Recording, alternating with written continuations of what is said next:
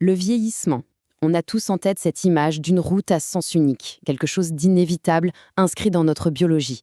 Mais, et si cette certitude commençait à vaciller? Voilà la question qui change tout. Une question posée par une avancée scientifique qui a réussi, littéralement, à remonter l'horloge biologique. C'est une idée qui, il n'y a pas si longtemps, relevait de la science-fiction la plus pure, mais qui aujourd'hui, elle entre de plein pied dans la réalité d'un laboratoire. Pendant des décennies, l'idée de pouvoir inverser le vieillissement, c'était un fantasme, le genre de truc qu'on voyait dans les films. Mais ce qui est assez fou, c'est que cette frontière entre la fiction et la science, elle vient d'être franchie. Et pas avec des effets spéciaux, non, mais très discrètement, au fond d'un laboratoire. Alors, pour bien comprendre comment ce qui semblait impossible est en train de se produire, on va suivre le parcours de cette découverte. D'abord, on verra comment le rêve est devenu réalité. Puis, on va plonger au cœur de la cellule pour analyser la percée scientifique. Ensuite, on verra que les implications vont bien au-delà de l'anti-âge. Et enfin, on comprendra pourquoi tout ça s'apparente à une révolution silencieuse. Allez, première partie, le rêve devient réalité. On va s'intéresser à ce moment précis où l'imaginaire a franchi la porte du laboratoire. On arrive maintenant au cœur du réacteur. La clé, c'est une technique appelée la reprogrammation cellulaire. Pour faire simple, il s'agit de prendre une cellule adulte, déjà bien spécialisée, et de la réinitialiser, de la ramener à un état presque embryonnaire, un peu comme une cellule souche, pour lui redonner tout son potentiel de jeunesse. Et voilà le cœur de l'expérience. C'est très concret. Les chercheurs ont travaillé sur des cellules de peau humaines prélevées sur un donneur de 53 ans. C'est un point de départ qui parle à tout le monde. Ce chiffre, 53 ans, il est vraiment important. On ne parle pas d'une cellule un peu vieille, non.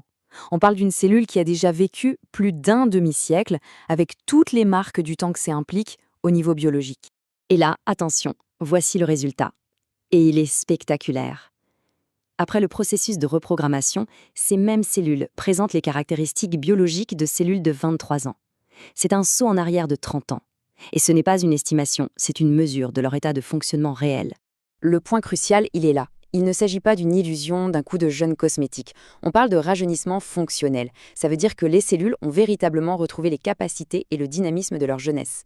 Et cette nouvelle jeunesse, on peut la voir à l'œuvre. Ces cellules reprogrammées, elles cicatrisent plus vite, elles se remettent à produire plus de collagène, la fameuse protéine clé pour la structure de la peau.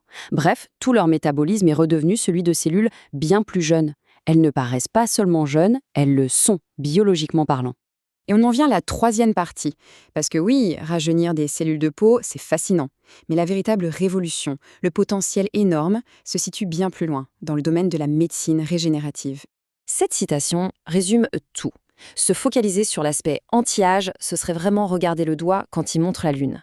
L'essentiel est bien plus profond et porteur d'espoir pour la médecine. Et voilà la révélation fondamentale, le vrai changement de paradigme.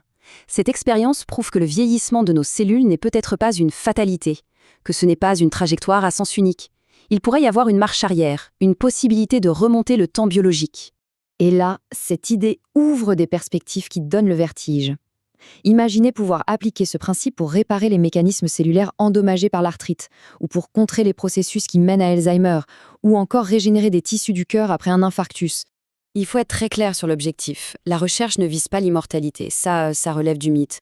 Le but réel, et il est déjà immense, c'est d'améliorer la qualité de vie, d'augmenter la durée de santé, c'est-à-dire le nombre d'années qu'on vit en bonne forme, c'est donner au corps la capacité de se réparer, plutôt que de subir les dommages du temps. Quatrième et dernière partie, une révolution silencieuse. Parce que, malgré son potentiel incroyable, cette avancée se déroule loin des projecteurs. Pourquoi silencieuse? Parce qu'on ne parle pas encore d'un produit, d'une crème miracle ou d'une intervention chirurgicale. Il n'y a pas d'annonce tonitruante, parce qu'on est encore au stade de la science fondamentale. Et c'est justement ça qui la rend si profonde. Ce changement, il ne commence pas à la surface, mais à l'endroit le plus intime de notre biologie, au cœur même de nos cellules. C'est une révolution des fondations, pas de la façade. Finalement, toute cette recherche nous invite à reconsidérer la question qu'on se pose sur la longévité. Le plus important n'est peut-être plus de savoir combien d'années on va vivre, mais plutôt comment on va vieillir.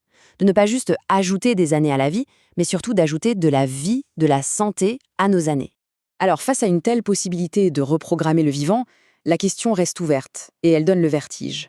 Est-ce qu'on est au seuil d'une avancée médicale sans précédent, ou est-ce qu'on est en train d'ouvrir une boîte de Pandore biologique avec des conséquences qu'on ne peut pas prévoir? La discussion, elle, ne fait que commencer.